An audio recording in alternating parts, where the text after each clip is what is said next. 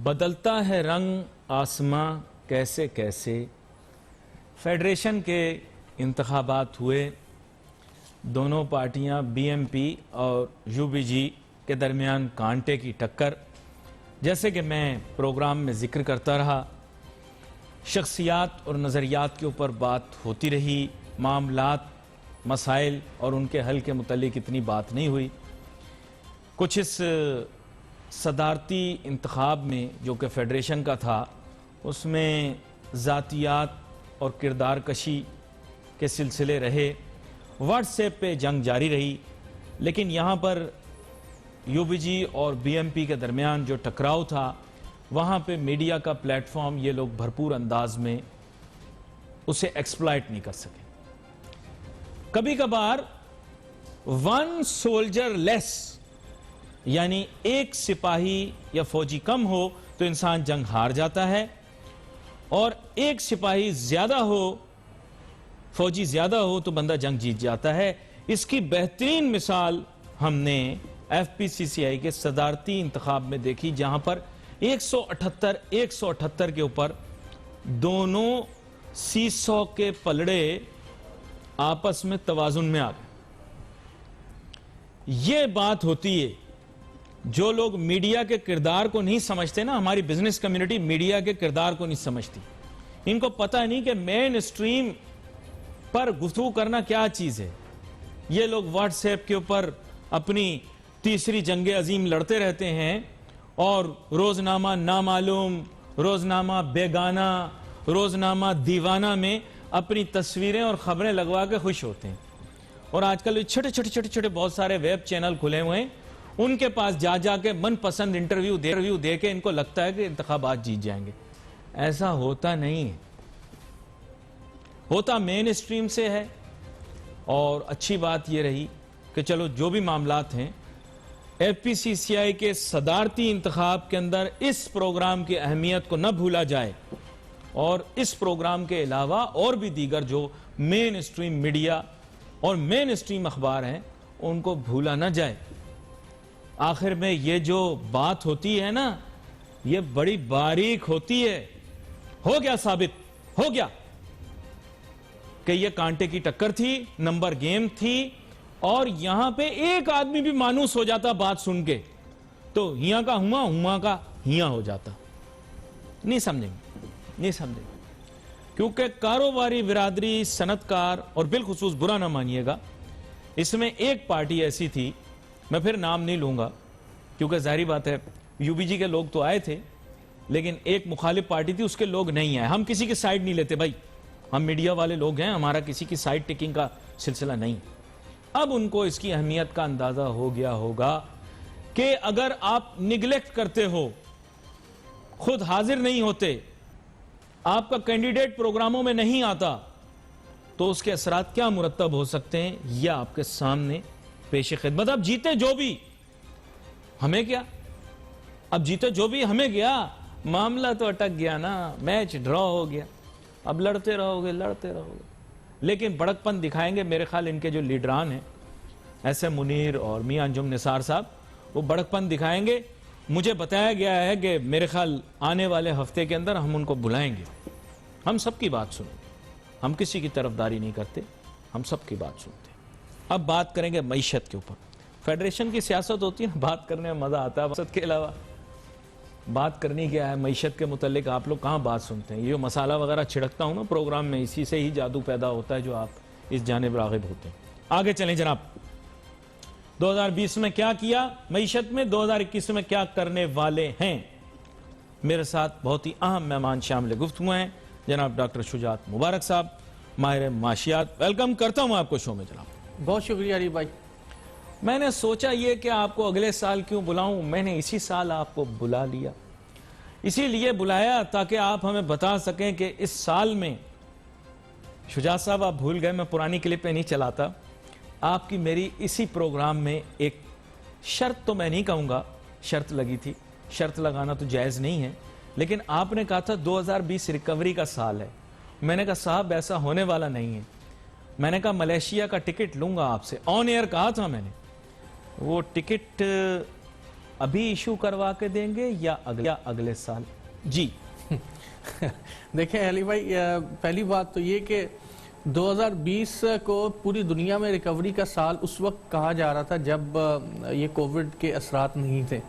تو خیر اب تو 2020 جو ہے وہ جو دنیا کی تاریخ کا معیشت کے اعتبار سے بھی اور ویسے بھی ایک بہت ہی لیتھل اور بڑا اس طرح کا سال رہا، جس میں ہماری نہ صرف مالی نقصان ہوا بلکہ اس کے ساتھ ساتھ بہت زیادہ جانی نقصان بھی ہوا. بہت سارے ہمارے پیارے جو ہیں وہ دنیا سے چلے گئے جو کووڈ 19 کی وجہ سے. تو خیر یہ تو ایک اوبویسلی ایک انسرٹن سچویشن تھی، لیکن اگر یہ کووڈ کا سلسلہ نہیں بھی ہوتا تو پھر بھی میں، اگر آپ اس کو شرط کہتے ہیں وہ میں ہار چکا ہوتا.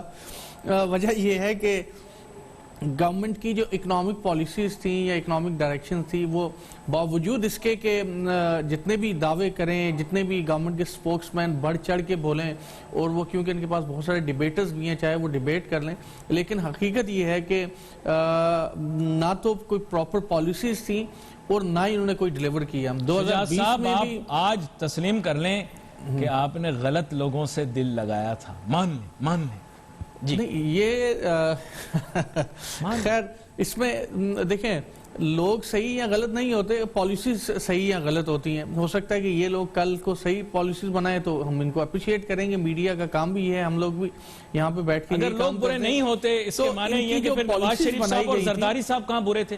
ان کی معاشی پالیسی بھی ٹھیک تھی. نہیں، معاشی پالیسیاں جو ہیں وہ اب ہم کیونکہ 2020 کی بات کر رہے ہیں تو میرے خیال میں بہتر ہوگا 2020 پہ ڈسکس کریں، ورنہ پھر بہت ایک پنڈورا باکس کھل جائے گا کہ کس کی معاشی پالیسیاں کیسی تھی.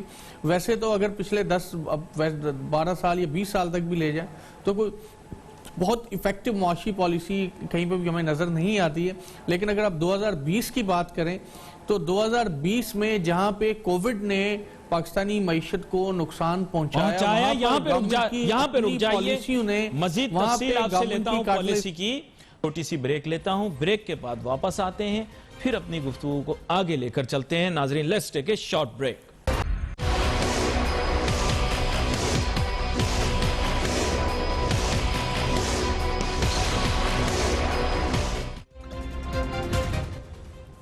غلط لوگوں سے دل لگا بیٹھے، امید اور توقع بھی ان لوگوں سے کر رکھی تھی کہ جو آگے معاشی طور پر زیادہ ڈیلیور نہ کر سکے.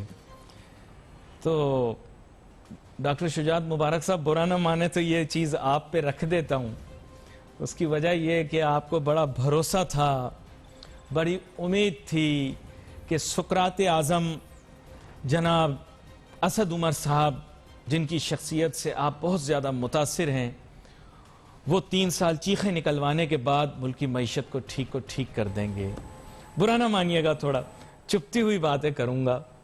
آپ کو بڑا بھروسہ تھا کہ حماد اظہر صاحب، جو کہ بین الاقوامی سطح پر اچھی یونیورسٹی سے پڑھے ہوئے، انسیاڈ سے پڑھے ہوئے ہیں، پتہ نہیں وہاں سے پڑھ گئے ہیں، وہ آپ کے لیے کوئی مسئلہ حل کر دیں گے.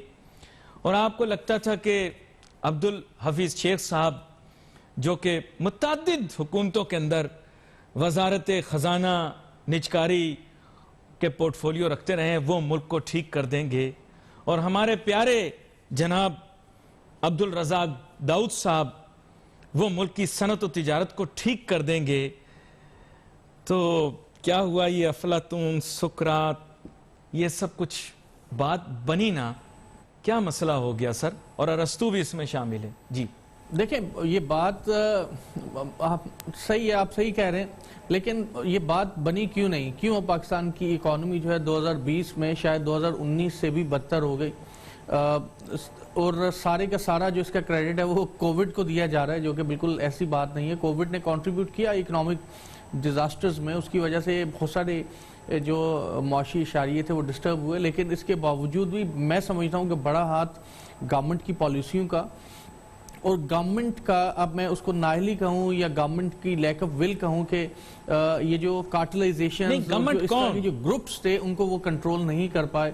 تو اس وجہ سے آپ کی جو اکانومی ہے وہ پرفارم نہیں کر پائے. شجاعت صاحب، ڈیفائن دا گورنمنٹ. میں ایسا کہتا ہوں کہ وزیر اعظم عمران خان صاحب کا کوئی قصور نہیں، میری رائے ہے، آپ اس کی نفی کریں. میں ایسا سوچتا ہوں کہ وزیر اعظم عمران خان صاحب کا کوئی قصور نہیں. قائد اعظم محمد علی جناح نے بھی اپنی جیب میں ہاتھ ڈال کے کہا تھا کہ میرے پاس سارے سکے ٹیڑے ہیں، میرے پاس all the coins in my pocket are crooked، کھوٹے سکے ہیں۔ تو اس میں کیا قصور؟ اگر وزیر اعظم عمران خان صاحب کی نیت صاف ہے، کام کرنا چاہتے ہیں، لیکن ان کی جیب میں سکے کھوٹے ہیں، اس میں ان کا قصور تو نہیں؟ کھوٹے سکے بھی چلائے جا سکتے ہیں، چلانے والا ہونا چاہیے۔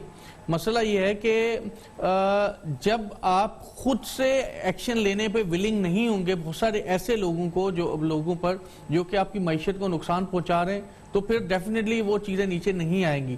مجھے افسوس کے ساتھ کہنا پڑ رہا ہے، میں بار بار اس لیے کہہ رہا ہوں کہ پاکستان میں اس وقت سب سے بڑا مسئلہ مہنگائی کا تھا، اور مہنگائی کے پیچھے ڈیمانڈ اینڈ سپلائی سے زیادہ وہ کارٹلائزیشن، وہ گروپس بیٹھے ہوئے تھے جن گروپوں نے جان بوجھ کے کبھی شوگر کی سپلائی کو روکا، کبھی سیمنٹ کی سپلائی کو روک رہے ہیں، کبھی دوسری چیز کی، کبھی فلور کے اس کے آٹے کے جو کرائسز ہیں یا ویٹ کے کرائسز پیدا کر رہے ہیں۔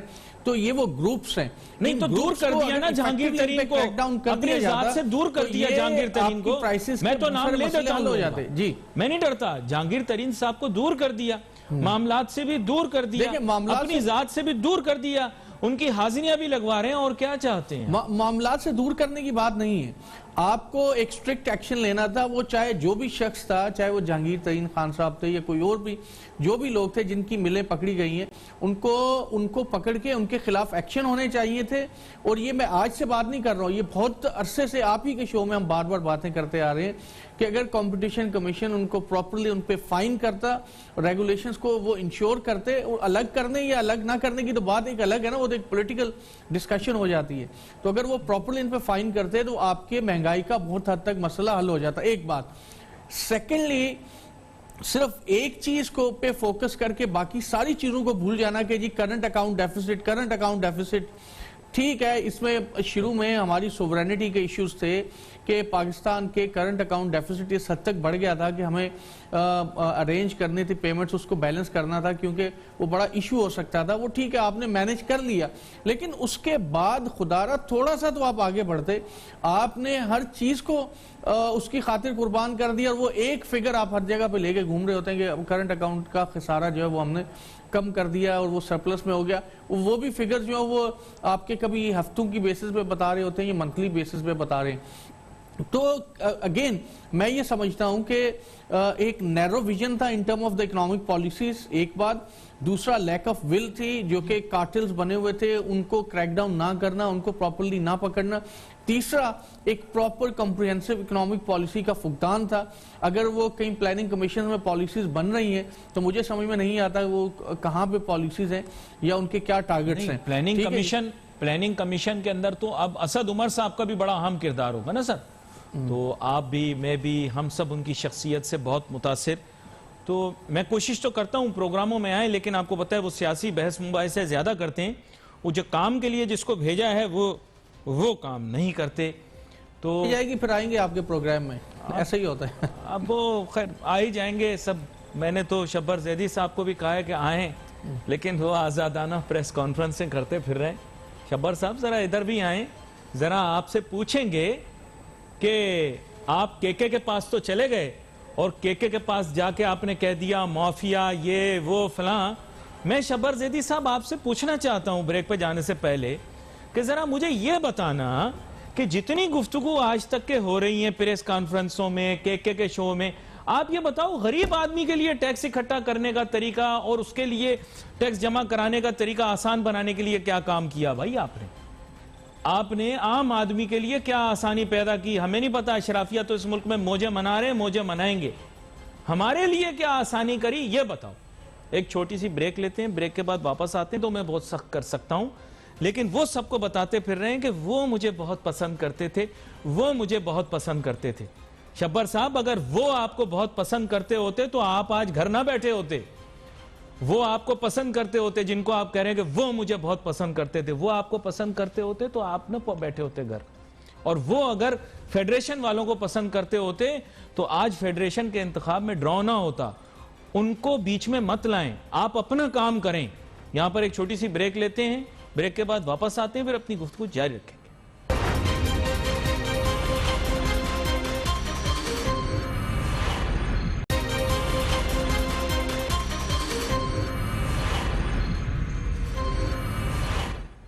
नाजरीन वेलकम बैक आफ्टर ब्रेक। वक्त मुख्तसर है इसलिए मैं चाहूँगा थोड़ी सी पेशगोइयाँ ले लें। डॉक्टर शुजात मुबारक साहब, अब सच सच कुछ आपको बताना पड़ेगा कि 2021 में क्या होने वाला है। 2020 तो गुजर गया, टिकट आपने मुझे लेकर नहीं दिया, तो मामलात वहीं के वहीं। 2021 में क्या होने जा रहा है हमें बताइए। देखिए, उम्मीद तो है कि 2021 में जो माशी सूरत है वो थोड़ी सी बेहतर इसलिए भी हो जाएगी क्योंकि कोविड के असरात भी कम हो जाएंगे और दूसरा वैक्सीन्स भी आ गई हैं डिफरेंट किस्म की, और उसके अलावा एक रेजिलियंस भी डेवलप हो गई है पिछले एक साल में।